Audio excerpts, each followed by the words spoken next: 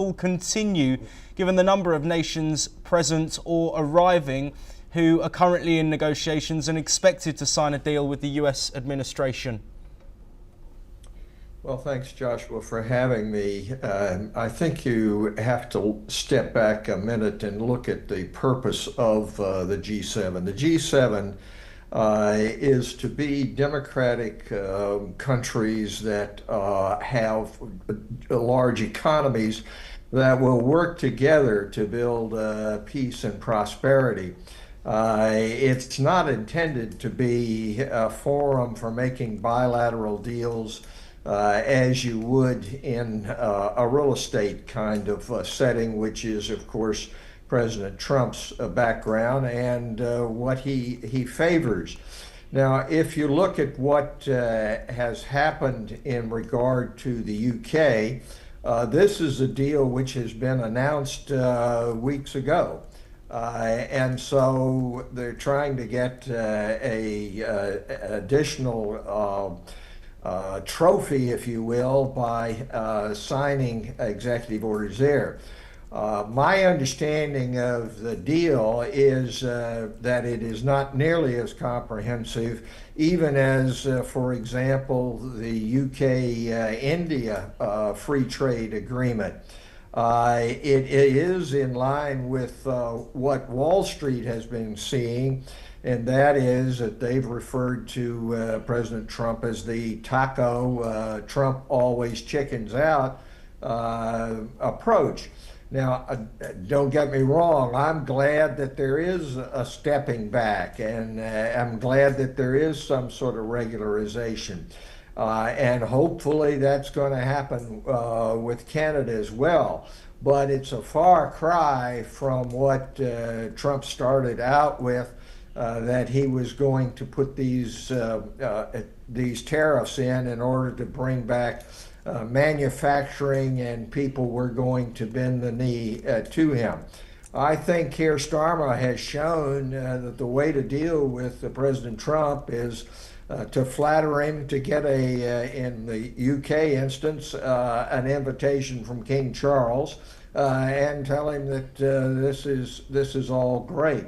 Now, Prime Minister Carney is also very adept, although he hasn't been willing to say that, yeah, Canada's for sale as the 51st state, as Trump said in the opening way.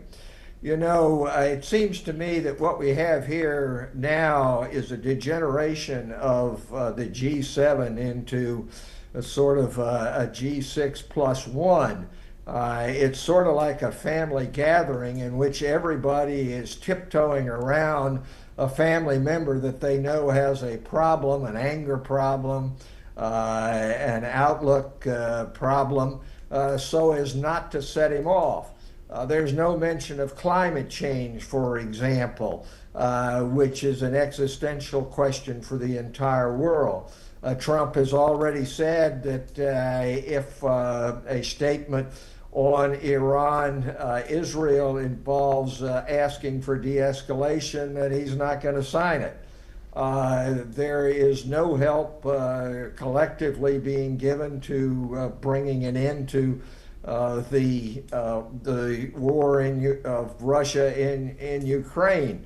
The only thing that President Trump is saying is it would have never happened if he had been in charge.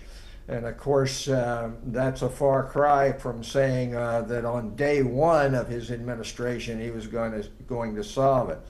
So I'm pleased that there's some amelioration of the disastrous approach that was taken on April the 2nd with liberation and having these extraordinary retaliatory tariffs, if you will, which really don't have any basis in fact against allies as well as those who are adversaries.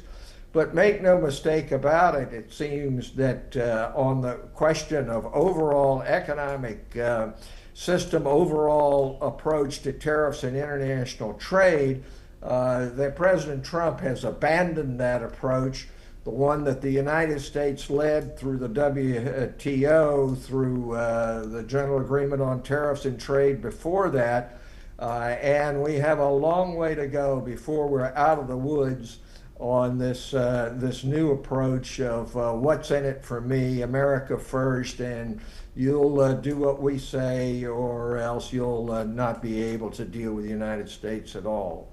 So I'm somewhat encouraged that there is some movement, but as I say, what we really ought to do is get back to a cooperative approach among these great democracies and bringing in democracies like India, Prime Minister Modi is there, and others, rather than just trying to make a few deals. Yes, absolutely, Raymond. If you stay with us, I have some news to bring.